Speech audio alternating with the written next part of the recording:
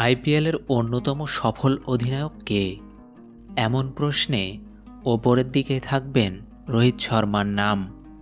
কিন্তু কোনো এক অজানা কারণে সেই রোহিত শর্মাকে নেতৃত্ব থেকে সরিয়ে দিল 5 বারের চ্যাম্পিয়ন মুম্বাই ইন্ডিয়ান্স।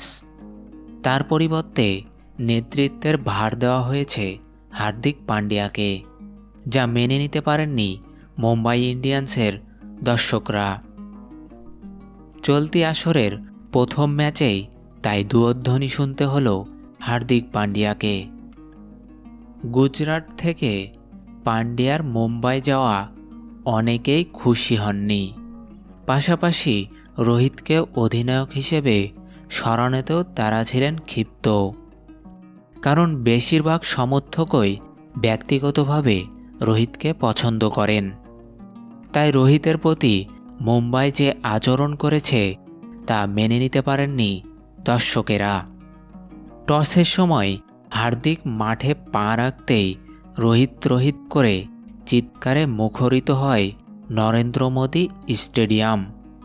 সেই ভিডিও ছড়িয়ে পড়েছে ইন্টারনেটে। কেউ কেউ আবার ভাইরাল ভিডিওটিকে আগের বলেও দাবি করছেন।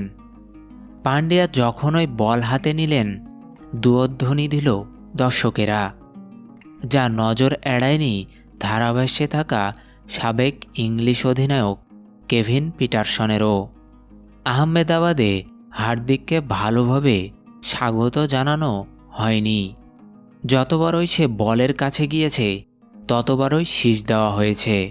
ভারতের এমন কিছু খুব একটা দেখিনি আমি, এমন মন্তব্য করেন অধিনায়ক পিটারসন। এখানেই শেষ নয়। টসের পরে রোহিত যখন উপস্থাপকের সঙ্গে কথা বলছেন তখনও মাঠের বিভিন্ন কোণা থেকে ব্যঙ্গাত্মক শীষ বাজানো হয়। কেউ কেউ কটাক্ষ করতে থাকেন।